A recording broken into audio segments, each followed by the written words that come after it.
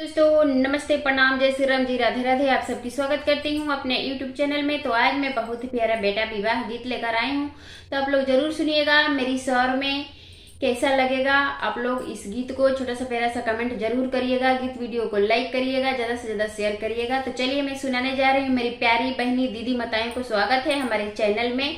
तो हमारी स्वर में इस गीत को सुनिएगा, कैसा लगा कमेंट जरूर करके बताइएगा। मेरी प्यारी बहनी दीदी माताएं से हाथ जोड़ के रिक्वेस्ट करती हूँ, विनती करती हूँ कि आप लोग कमेंट जरूर करिएगा, लाइक करिएगा वीडियो को। अरे माऊरी पहिरी दुल्हा गईले ससुररिया, सासु पूछेली एक बात।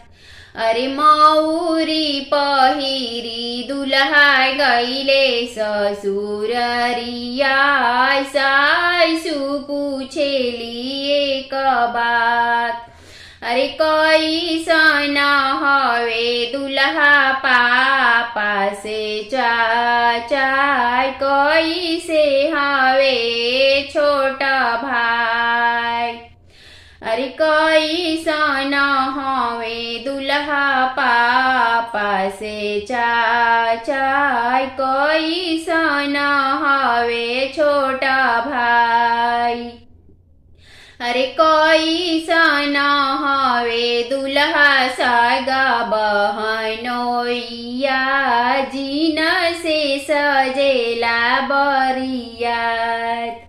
अरे कैसन हवे दुल्हा सगा बहनोइया, जिन से सजेला बरियात। अरे तिरछी पगरिया बंधले पापा से चाचा, छाएला बरन छोटा भाई। अरे तिरछी पगरिया बंधले चाचा से पापा, छाएला बरन छोटा भाई। अरे घोड़ावा चढ़ल अइले सगा बहनोइया, जिन से सजेला बरियात। अरे घोड़ावा चढ़ल अइले सगा बहनोइया, जिन से सजेला बरियात। अरे इतना बचन जब सुनली, कौन सासु मनहि मुसुकाय।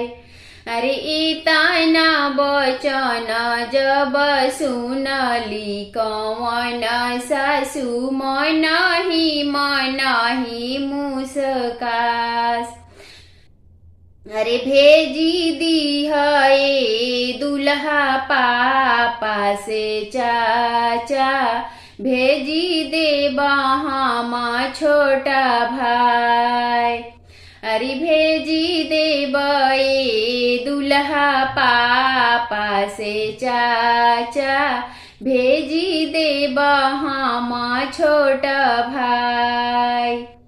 अरे एक नाही भेजब दुल्हा सगा बहनोइया, जिन से सजेला बरियात।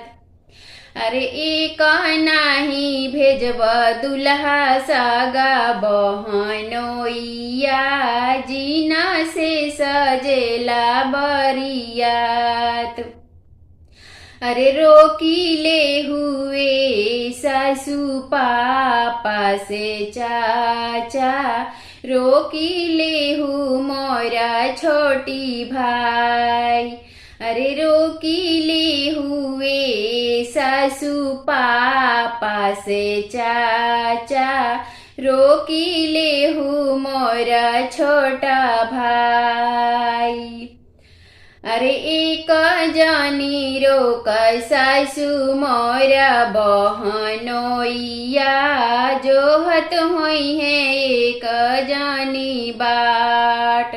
अरे एक जानी जानी रोक सासु मोरा बहनोइया बहिनी जो हता होई है बाट। अरे एक जानी रोक सासु मोर बहनोइया बहिनी जो हता होई है बाट।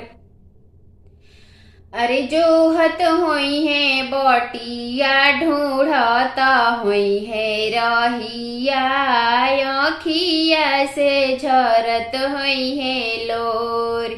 अरे जोहत होई है बटिया ढूंढता होई है रहिया अखिया भरल होई है लोर।